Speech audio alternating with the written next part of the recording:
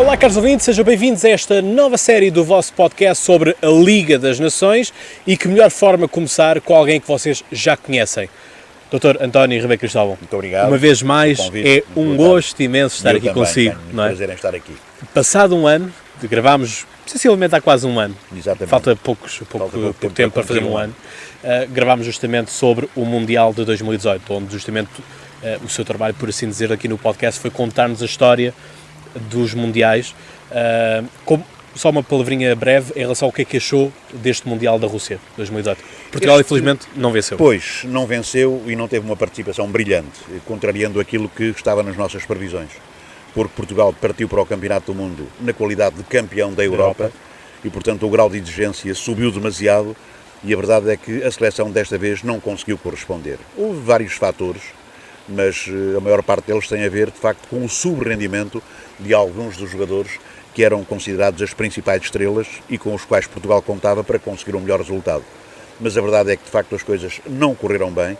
A seleção portuguesa não teve uma participação àquilo que nós esperávamos ser o seu nível e, por isso, acabámos por regressar a casa, vergados ao peso de uma participação menos brilhante, mas, enfim, conformados com o resultado e, naturalmente, aceitando e, sobretudo, pensando que seria, a partir dali, possível construir novas etapas. E a nova etapa é já a Liga das Nações e será a seguir o Campeonato da Europa de 2020. Portanto, o que ficou para trás serviu como, digamos que, uma lição, depois de sermos campeões da Europa, uma participação menos brilhante no Campeonato do Mundo, e agora vêm aí novos tempos, esperemos que realmente melhores, com participação diferente, com sucesso da seleção portuguesa, porque o futebol português tem necessidade de se afirmar a nível internacional de uma forma muito evidente, sobretudo confirmando aquilo que fez no Campeonato da Europa, e agora com novos jogadores, certamente com novas ideias do próprio selecionador, ter boas participações nas competições que vêm a seguir. Isto porque algo que foi dito sempre ao longo do podcast, enfim, durante as várias fases, o podcast foi até à final, foi sempre acompanhante, gravando justamente aqui com o Olivier Bonamici os episódios referentes o episódio referente à meia final, e portanto algo que foi dito foi, bem, chegámos a esta fase e realmente quem chega ao final são as equipas dos criativos, ou seja, foi a opinião que aquelas equipas mais conservadoras, mais fechadas, mais taticistas, ou se calhar mais resultadistas, ficaram pelo caminho em prol daquelas que eram mais jovens e mais criativas, mais dinâmicas, não é? Como o caso da Croácia e da França. Sim, contrariando, aliás, aquilo que nos anos anteriores foi uma evidência, porque de facto não eram bem os criativos que emergiam, mas sim aqueles que partiam para os campeonatos com muita experiência e, sobretudo, seleções formadas por jogadores muito competitivos, a trabalharem em clubes de pesada responsabilidade a nível europeu e a nível internacional e, portanto, com condições de poder chegar numa posição mais favorável à fase final dos campeonatos. Desta vez aconteceu realmente... Já agora a Alemanha cumpriu a maldição de quem é campeão do mundo não passa a fase de grupos. Exatamente. E, ficou em terceiro lugar, é o exemplo... ficando abaixo da Suécia e do México. É o exemplo mais gritante de que às vezes nós partimos para uma competição à espera de que aconteça o melhor e acontece o pior. Mas, enfim, creio que se poderão extrair lições daquilo que realmente aconteceu e Fernando Santos e os seus jogadores tê-lo-ão feito e agora temos que olhar com otimismo para aquilo que vem a seguir, porque realmente o que está para trás é passado, como costuma dizer-se no futebol, o passado não conta, conta apenas para a estatística, mas as estatísticas só fazem história, não contam. E, portanto, temos que encarar com otimismo aquilo que vem a seguir, já a Liga das Nações e depois também o Campeonato da Europa, onde, aliás, convém salientar, não começámos bem. Temos uma pesada responsabilidade no Campeonato da Europa, mas as coisas não começaram bem. Portugal, em 2 jogos feitos em Portugal, tem apenas 2 pontos e, portanto, não pode descuidar-se, porque o jogo que vem a seguir é em setembro contra a Sérvia e nesse Portugal não pode ficar por um empate apenas. Tem mesmo que vencer, porque se as coisas não correrem bem, começamos de novo a ficar agarrados à máquina calculadora e isso não é nada recomendável para uma seleção que tem as aspirações justificadas, aliás, como a nossa. Sim, e agora já com palmarés, não é? Sim, com palmarés. Pois, o problema é esse, é que agora já temos currículo. Eu lembro-me que tentei durante muito tempo, logo nos primeiros tempos de Fernando Santos no Futebol Clube do Porto, fazer uma entrevista com ele. E ele recusou-se sempre. O Futebol Clube do Porto ganhou o Campeonato Nacional e o Fernando Santos telefonou-me, aliás somos bastante amigos, o Fernando Santos telefonou-me a dizer-me: agora já posso dar uma entrevista porque agora já tenho currículo. Eu até aqui não tinha currículo nenhum, agora já tenho currículo, já sou campeão nacional. Portanto, isto do currículo é muito importante, sim, mas cria também pesadas e novas responsabilidades. Claro que sim, claro que sim. Sobretudo esta competição então da Liga das Nações, que é jogada em Portugal, aqui é a Final Four, entre o Estádio do Dragão e o Estádio Dom Afonso Henriques, em Guimarães. Exatamente. Portanto, Portugal volta a receber aqui uma grande prova, mas antes de chegarmos aqui à Final Four, vamos recordar aquilo que foi esta caminhada. Portanto, esta Liga das Nações, ou Ligas das Nações, porque existem várias ligas, não é? Onde as equipas são compartimentadas, e eu gosto desta ideia no sentido do quê? Enfim, quando eram as classificatórias, as fases de qualificação, melhor dizendo, enfim, Portugal contra Gibraltar, 7-0, por exemplo, pois, não é? Exatamente. Ou seja, qual é que era a noção, ou melhor, qual é que era a motivação, assim é que é, das equipas ditas maiores jogarem com as mais fracas e também das mais fracas irem levar, dessa expressão, cabazadas por parte das outras. Eu acho que a Liga das Nações é bom nesse sentido porque nivela e permite uma maior competição igualitária, exatamente, e de mérito para todas as seleções. Portanto, as equipas são mais pequenas, começaram na Liga D, umas vão transitar já para a Liga C, outras vão descer, como é o caso da Alemanha. A Alemanha, por exemplo, ficou em último lugar no grupo A, onde ficou à frente a Holanda e a França, e portanto isto vai fazer com que a Alemanha deixe à categoria da Liga B, exatamente, onde estava antes a Liga A. Esta Liga das Nações nivela por cima, nivela pelo meio e nivela por baixo. E realmente creio que é uma boa forma de encarar uma competição tão dispar, isto é, realmente com equipas que têm uma diferença tão grande, tão substancial de qualidade e que se afirma muitas vezes nestes resultados, como ficou há bocado bem evidente nas suas palavras, quando se ganha por 7-0, por 8-0, as coisas realmente não têm muita justificação que estes jogos se repitam. Mas queria, antes de mais, salientar um facto que, do meu ponto de vista, é muito importante. A UEFA partiu para esta Liga das Nações tendo como base uma proposta, um estudo feito pela Federação Portuguesa de Futebol. E eu creio que é importante esse aspecto. Portanto, sim, digamos que o pai da criança é a Federação Portuguesa de Futebol. Naturalmente, uma proposta depois ampliada, uma proposta revista pela própria UEFA, mas de facto com base naquilo que foi a ideia portuguesa. E, portanto, isso é um motivo de satisfação para nós, porque dá aqui a ideia clara de que o futebol português já começa a ser ouvido e encarado com outros olhos a nível internacional. Portanto, já nos ouvem, já escutam as nossas propostas e isso também é importante. Esta Liga das Nações realmente é curiosa, vai terminar em Portugal, nos estádios do Dragão e no estádio do Fundador em Guimarães, e Portugal tem aqui, digamos que uma excelente oportunidade de ganhar pela primeira vez aquela que é a primeira competição desta Liga das Nações. Portugal vai ter 2 jogos, o primeiro contra a Suíça e depois o segundo, esperemos que volte no Estádio do Dragão contra de novo a final, ou então o terceiro ou quarto lugar, que é uma coisa que, do meu ponto de vista, já não se justifica atualmente. Aquilo que muitas vezes acontecia da realização de jogos nos campeonatos da Europa, nos campeonatos do mundo, do apuramento para o terceiro e quarto classificados, já não se justifica. Portanto, e aqui neste caso... É só o prolongar da festa, que não é festa nenhuma. Não é o prolongar da festa só, é também aquilo que tem a ver com os direitos televisivos e com o interesse que está por trás de tudo isto. Portanto, um terceiro e um quarto lugar já não interessa a ninguém, nem aos jogadores, já não há motivação nenhuma, mas enfim, a UEFA entende que, por uma questão de ordem económica, que tem a ver com televisões, com direitos televisivos, esse jogo tem que se realizar. Mas o mais importante realmente é o da final. Mas antes desse, o mais importante é o jogo com a Suíça, já no próximo dia 5, no Estádio do Dragão, que Portugal tem inevitavelmente que vencer, porque outra coisa não se exige à seleção portuguesa nesta altura que não seja uma vitória. Exatamente. E aqui há aqui um ponto interessante, que é a Suíça justamente ganhou-nos 2-0. Logo após ter sido campeões da Europa. Exatamente. Coisa que os jornais franceses adoraram.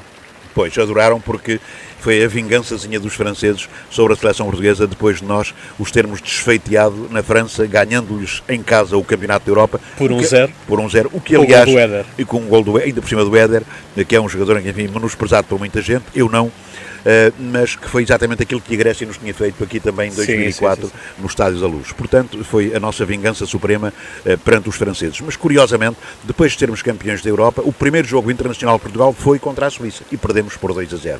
Claro que foi um jogo de algum modo atípico, mas que marcou sobremaneira a nossa carreira, porque a partir daí Portugal ganhou os jogos todos, mas a Suíça também foi ganhando e depois deixámos para o último jogo com a Suíça, em Lisboa, no Estádio da Luz, a resolução daquilo que foi o apuramento neste grupo a que Portugal pertencia.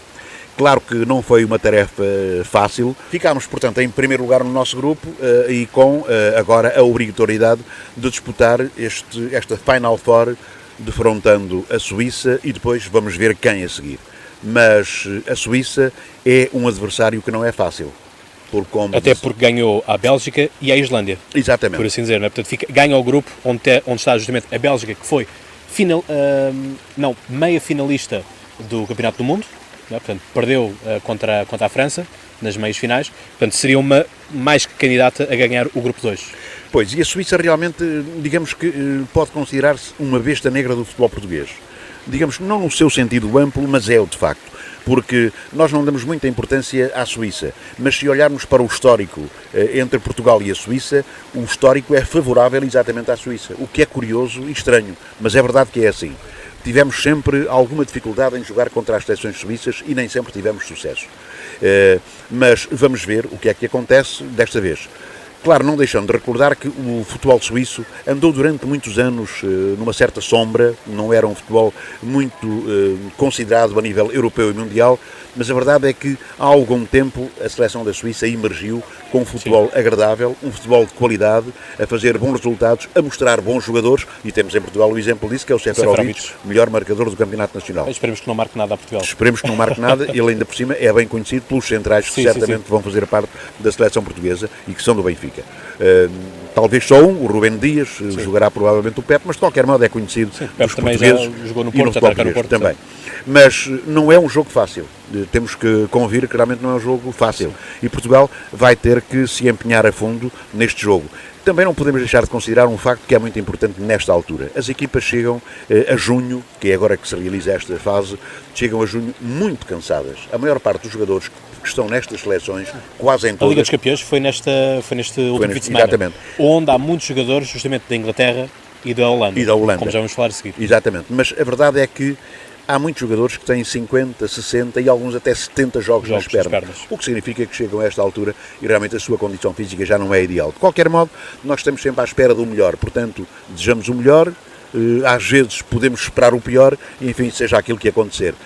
Mas eu creio que com o aparecimento de jovens jogadores, e estou a lembrar-me sobretudo destes jovens jogadores do Benfica, do João Félix, do Rubén Dias, sobretudo destes dois, e até de outros jogadores que podem ser utilizados por Fernando Santos, do Florentino e do Jetson, mas sobretudo o João Félix. O João Félix, digamos que é uma luzinha que se acende e que poderá fazer com Cristiano Ronaldo uma dupla mortífera para a Suíça. Aliás, aqui há dias o Cristiano Ronaldo teve uma declaração curiosa, quando ele dizia que esta seleção, este grupo, é uma máquina de fazer golos, faz alimentar em nós uma esperança enorme de que realmente as coisas vão correr bem. Até porque Portugal tem sempre aquela questão crónica de falhar um ponta de lança. Pois. Já há muito tempo não temos um ponta de lança. Verdadeiramente um ponta de lança. Desde Pauleta. Desde os tempos do Pauleta. Com alguma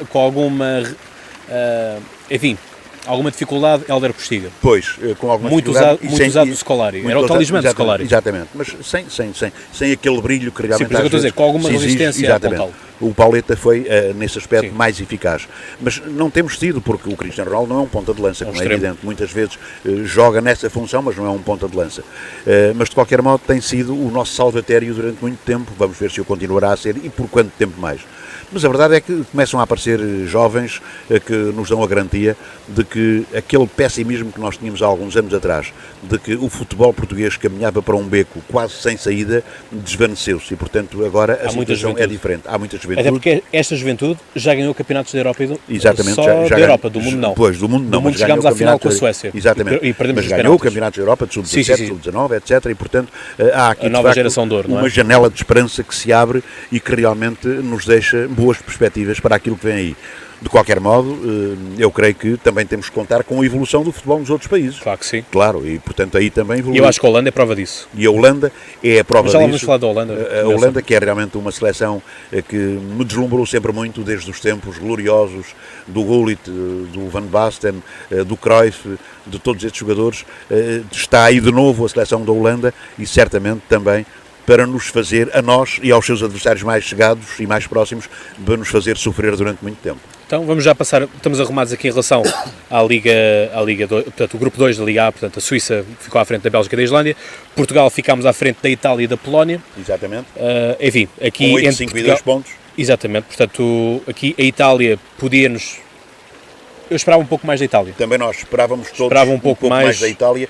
Até A Polónia seria se estivesse inspirada. Pois, mas a Polónia está numa fase... Não tem consistência. Está numa fase de relançamento e, portanto, talvez daqui a algum vai tempo mais... à Liga B. Pois, daqui a algum tempo mais possa realmente reaparecer com o fulgor que já teve noutros tempos. No tempo do Boniek, não é do seu tempo, mas o Boniek é a estrela maior do futebol polaco de sempre. Mas de facto não teve e não tem... Sim, só Lewandowski não chega. Não chega. E além disso é um jogador que já tem uma certa veterania, portanto não se poderá contar muito com ele. Mas a Itália sim, a Itália é, digamos que... Também está em fase de reestruturação. A imagem de um futebol muito forte, como é o futebol italiano, que já teve realmente tempos gloriosos, já foi campeão do mundo várias vezes, sim, mas que realmente... A última em 2006 contra a França. Pois, exatamente. Mas que de França facto, de Zidane. E tinha sido em 1982, que é o campeonato do mundo que eu mais recordo, em que a Itália ganhou na final a Alemanha, mas antes disso venceu o grande Brasil de 82, que é o Brasil de 82, que é para mim a melhor seleção do mundo, de todos os tempos e de todas as nações. Mas enfim, isso prova que realmente às vezes nem sempre ganham os melhores. Exato. Mas vamos ter que contar com uma Itália também forte nos próximos tempos, porque o futebol italiano está a rejuvenescer-se. E atenção, há aqui um aspecto que é muito importante: a ida de Cristiano Ronaldo para a Juventus e para o futebol italiano, para a Série A, deu uma nova força, deu um novo incremento, sim, ao futebol italiano, e isso sente-se todos os dias. Sim, porque os clubes eram muito envelhecidos. Os próprios clubes. Bastante. Não vamos falar da seleção, mas mesmo falar dos clubes. Exatamente. E aquela ideia do futebol defensivo dos italianos também se desfez bastante, e ainda que hoje se pense muito neste aspecto, que é importante, a verdade é que as coisas realmente, neste aspecto, estão também a transformar-se profundamente. Exatamente. Aquele que para mim, o grupo da morte... Mais do que o da Inglaterra, da Espanha e da Croácia, é sem dúvida o grupo 1, onde temos a Holanda, a França e a Alemanha. Pois. Enfim, países vizinhos, com países, todos eles com muita história no futebol, e a Holanda ganha este grupo, deixando em segundo lugar a França, e a Alemanha fica em segundo. A Alemanha só faz 2 pontos. Pois, e os outros e a Holanda faz 7 cada um. Exatamente. Era realmente o grupo da morte, ainda bem que não calhou a Portugal. Só que lá está, a Holanda marcou 8 golos, sofreu 4, e a França marcou 4, sofreu 4. Pois, mas ganha pela diferença de golos. Em relação à Alemanha não espanta os tempos gloriosos da grande seleção alemã. E do próprio Joachim Löw, não é? Exatamente. O ciclo já vai fechando. O campeonato do mundo realizado no Brasil, que a Alemanha venceu, tendo ganho ao Brasil por 7-1 no Brasil. Foi demasiado. Foi um enxovalho enorme para o Brasil. Essa Alemanha praticamente está a desaparecer. E naturalmente a reconstruir-se também. Porque o futebol... E muitos já não foram para a Rússia. Pois, exatamente, muitos já não foram para a Rússia. O futebol germânico está a passar por uma fase também de grande reestruturação. E se nós olharmos para o campeonato, de facto, ele é o espelho de que as coisas na Alemanha nem sempre correm bem. Temos um Bayern de Munique campeão crónico e sistemático e sempre, e depois temos, a partir do Bayern de Munique, equipas que não lutam propriamente para ganhar o título, porque o título está quase antecipadamente entregue. O Borussia Dortmund tem aparecido esporadicamente, mas nem sempre tem conseguido fazer. Sim, não tem consistência. Até porque se nós formos a ver, eu acho que aqui é muito interessante nós vermos, e o caso deste ano é paradigmático, porque temos 2 equipas inglesas, quer na final da Liga dos Campeões, quer na Liga Europa, e já há algum tempo que já não vemos uma equipa alemã a chegar às meias finais, por exemplo. Já há algum tempo. Não, o facto de terem estado 4 equipas inglesas nas 2 finais europeias é a prova de que realmente, claro, e é a demonstração inequívoca de que o futebol inglês é, nesta altura, o futebol mais competitivo e mais atrativo do mundo. Aliás, se olharmos para o futebol inglês e para aquilo que, enfim, que é a estatística, consideramos que o campeonato da Inglaterra, tendo 20 equipas na primeira divisão, 17 delas já foram campeãs. Portanto, é realmente a prova de que não há, como acontece na maior parte dos países, na Espanha, com o Real Madrid, com o Barcelona, em Portugal, com o Sporting, com o Benfica e com o Futebol Clube do Porto, enfim, e noutros países quase a mesma coisa, é o futebol mais competitivo. E por isso mesmo é justo. E não deixemos de considerar, para além das 4 equipas que estiveram, 2 das equipas mais fortes ficaram de fora. Tanto o Manchester United como o Manchester City não conseguiram chegar a uma final. E, portanto, além de 4, não são 4, são 6 equipas inglesas, o que prova claramente o futebol, nesta altura, o futebol da Inglaterra é o mais forte a nível europeu e a nível mundial. Sim. Portanto, o que é que podemos esperar desta Holanda?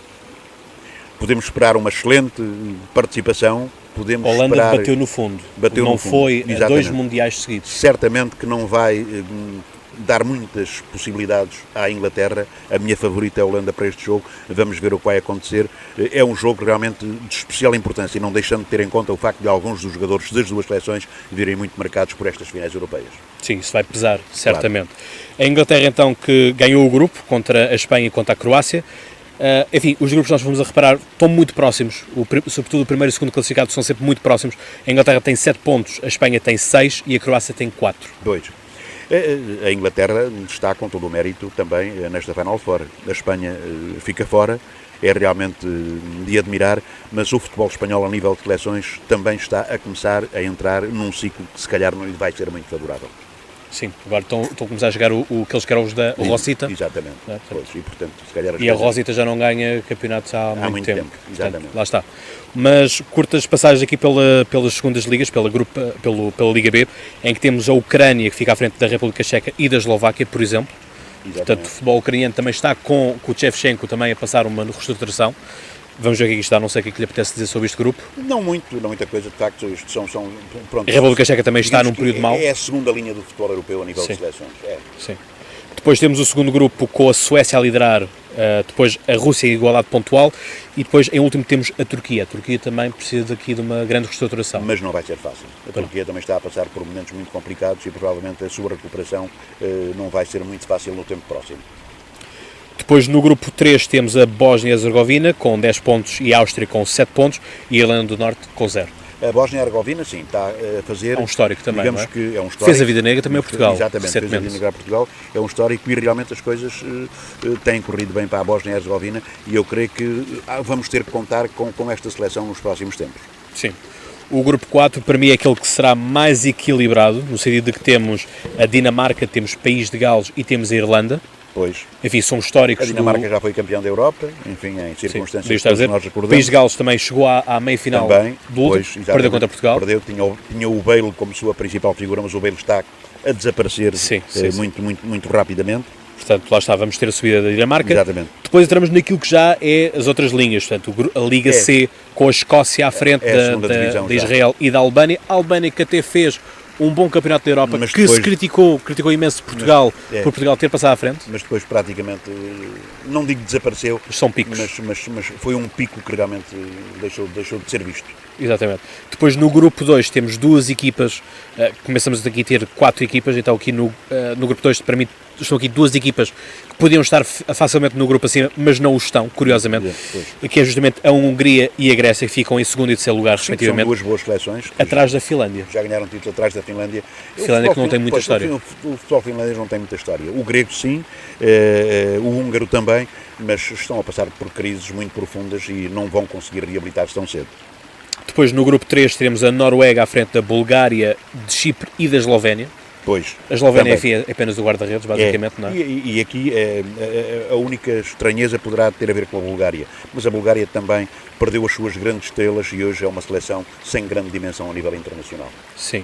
Depois outras duas equipas que eu acho que estão, e aqui terminamos, porque depois é a Liga D, onde já entra a questão dos Cazaquistões e Andorra e Bielorrússia e Liechtenstein e por aí, já não vale a pena dar-me assim grande ênfase, mas aqui justamente o último grupo da Liga C, que é a Sérvia, a Roménia, Montenegro e a Lituânia.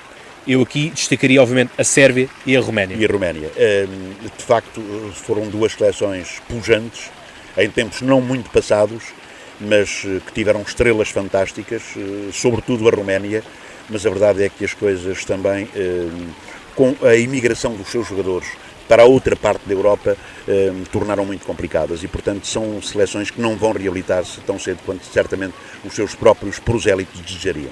Porque é esta questão, que às vezes é bom mandarmos os nossos jogadores para fora, mas depois perde-se a química, não se conhecem, estão em equipas rivais muitas vezes. Porque os jogadores depois não querem jogar nas seleções, porque ganham muito dinheiro nos clubes espalhados pela Europa, da outra Europa, e portanto eles não têm muito interesse em jogar nas seleções. Sim, por exemplo, referindo aqui dois médios que para mim são muito bons, enfim, um já está em fase descendente, Feiza e Matites, por exemplo. Pois, que exatamente. Matisse também do Benfica. Também, mas exatamente. Eram duas estrelas maiores, não é? E que praticamente estão a terminar. E o Kolarov que estava no Também. Manchester City, Exatamente. por exemplo. E que estão a terminar todos. Portanto, lá está, acaba por ser muito assim. Obviamente que Portugal vai passar, não é? Vamos fazer fé Esperemos por que isso. sim, eu Vamos fazer desejo fé que por isso. Aposta então numa final de Portugal e Holanda?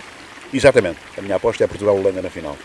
Para si, para terminarmos mesmo, quais serão os maiores perigos do Os- lado holandês?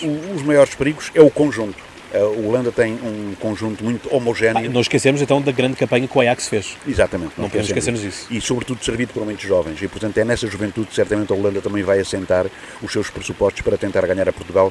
Mas eu creio que Portugal tem trunfos mais importantes para jogar e vai certamente utilizá-los com muita propriedade e ganhar. É isso. António Ribeiro Cristóvão, um gosto imenso Muito obrigado, gravar igualmente. consigo. É Obrigado, sempre um gosto. igualmente. Caros ouvintes, como vocês já sabem, de cor e mais que de cor, até lá tenham boas conversas, mas já agora tenham uma boa Liga das Nações e força Portugal!